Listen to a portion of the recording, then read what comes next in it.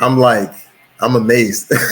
Like, how did you even get to a point where you feel like you had to, rob people or, burglarize people and stuff like that? Like, wasn't there other means and stuff like that? Other means you could use to survive? Like, how did you get to that point? All right, so this is how this goes. In Flint, Michigan, right? If your parents, if your parents wasn't working at GM, like at the shop, Mm-hmm. or they wasn't a professional person that had a legitimate job, you was just out here really. And yeah, I could have sold, but that wasn't my style. Um, I'm I talking just about legit. well, we'll get to that. We'll get to that. We'll definitely get to that. Um, you talking about after I started, I committed my first crime when I was 10 years old, 9 or 10. Damn. And this comes from a place of it wasn't that I was doing it to be bad.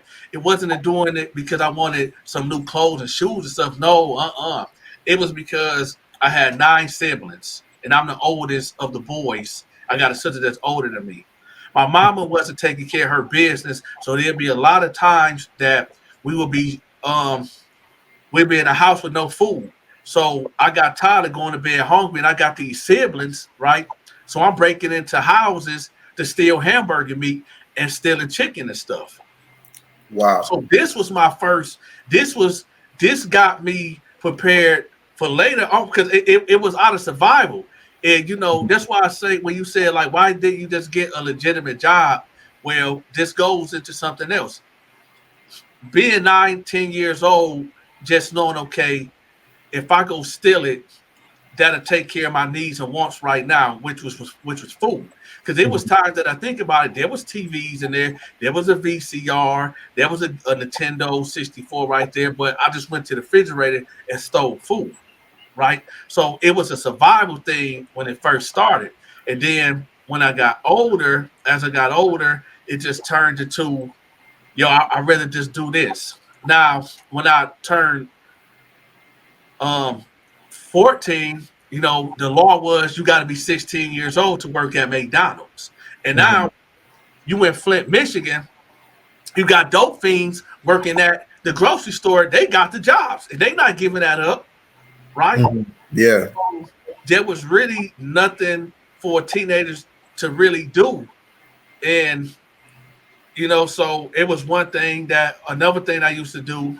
Now I ain't saying I'm the finest thing walking around, but I was okay growing up as a teenager, and girls liked me. So what I would do is talk to girls that their mama would be working in the shop or their daddy working in the shop, and they'd just give me money, right? So they just give me their allowance, or they just had it and they just gave it to me. So that was another way that I was making money too, of just having a lot of girls and they just giving me stuff. But I stopped breaking into houses and robbing people when I was 15 though, because it came from that to being a player, but being a player came with them giving me money.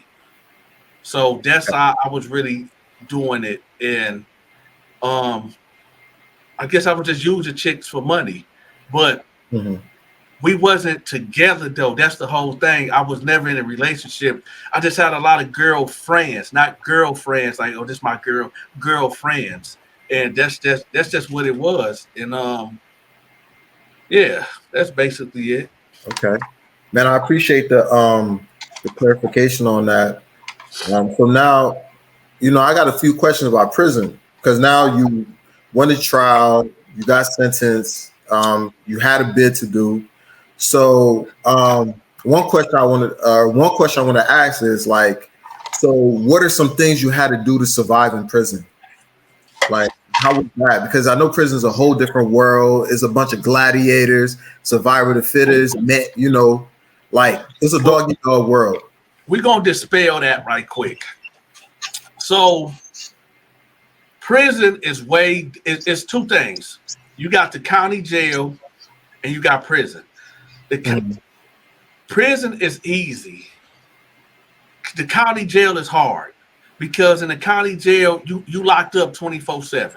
You just locked up unless you in a pod or somewhere, but you never go outside. You get this recycled air that's coming through here, and the only it's horrible. Prison is different. You get more freedom. Now, I'm never going to say that it really depends who you are. Like this is who I am, right? Like I am who I am, whether wherever I go. Dante is Dante wherever I go. I don't play roles, I don't switch, I don't act like I'm somebody that I'm not. I am who I am.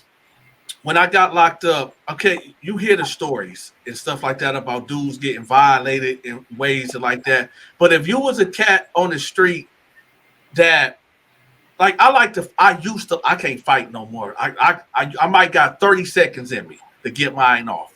But back then, I used to like to fight a lot. I used to like to fight.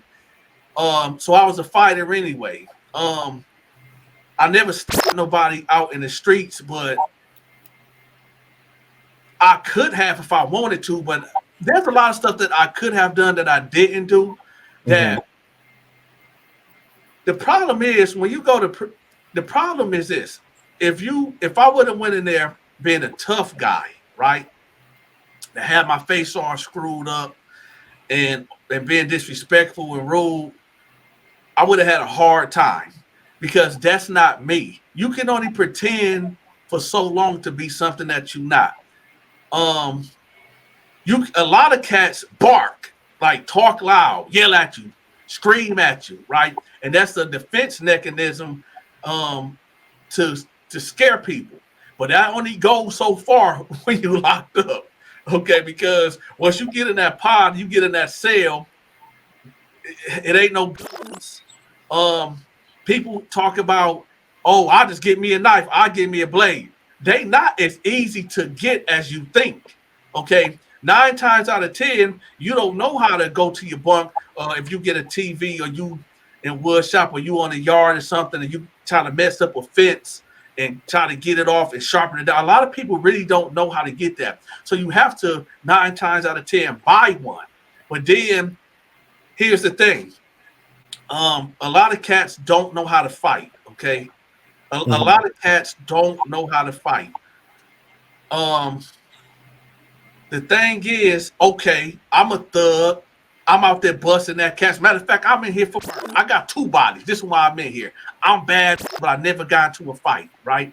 So then when you get in there and you ain't got that gun, but then you say, I don't care. I'll get me a knife. I'll get me a shank. Okay, here you go.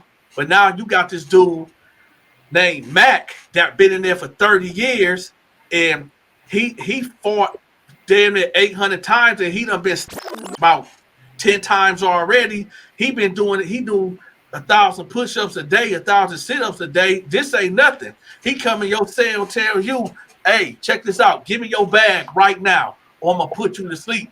And you like, oh, I've been waiting for this anyway. You pull out that knife, right? And he like, oh yeah, come on. I'm this a dime a dozen to me. And you come to stab him, and he catch your wrist and break your wrist and take your shank from you. Then what you gonna do? It's over. It's over. And that's why I be telling people like, yo, it is okay.